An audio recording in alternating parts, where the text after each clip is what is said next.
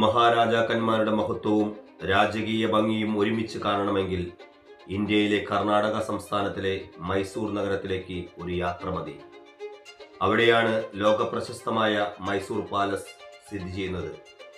ഇന്ത്യയിലെ ഏറ്റവും മനോഹരമായ കൊട്ടാരങ്ങളിൽ ഒന്നായി ഇത് അറിയപ്പെടുന്നു.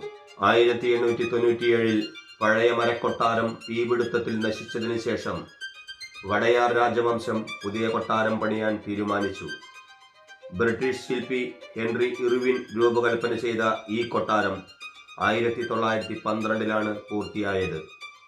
ഹിന്ദു, മുസ്ലിം, രാജ്പുത്, ഗോട്ടിക് ശൈലികളുടെ സമന്വയമായ ഇൻഡോ സാരസിനിക് ശൈലിയിലാണ് മൈസൂർ പാലസ് നിർമ്മിച്ചിരിക്കുന്നത്.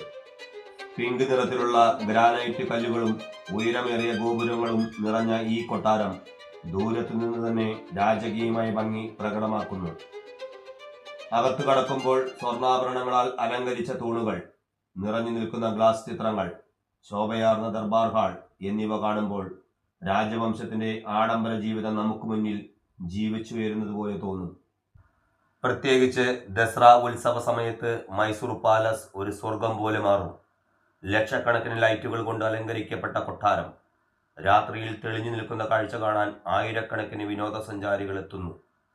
അന്നത്തെ ജംബു സവാരി പ്രദക്ഷിണവും രാജകീയ ആഘോഷങ്ങളും മൈസൂരിന്റെ സാംസ്കാരിക പാരമ്പര്യത്തെ ലോകത്തിനു മുന്നിൽ അവതരിപ്പിക്കുന്നു.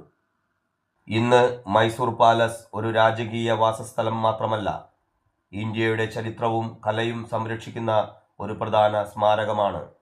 വർഷം തോറും ലക്ഷക്കണക്കിന് ആളുകൾ ഇവിടെ എത്തുന്നത് ഈ കൊട്ടാരത്തിന്റെ അതുല്യമായ സൗന്ദര്യവും പാരമ്പര്യവും അനുഭവിക്കാൻ തന്നെയാണ്. രാജകീയ ചരിത്രവും ശില്പകലയുടെ അത്ഭുതവും ഒരുമിച്ച് കാണാൻ ആഗ്രഹിക്കുന്നവർക്ക് മൈസൂർ പാലസ് ഒരു മറക്കാനാവാത്ത അനുഭവമാണ്. ഇന്ത്യയുടെ പൈതൃക ഭംഗിയുടെ ജീവനുള്ള ഉദാഹരണം. അതാണ് മൈസൂർ പാലസ്.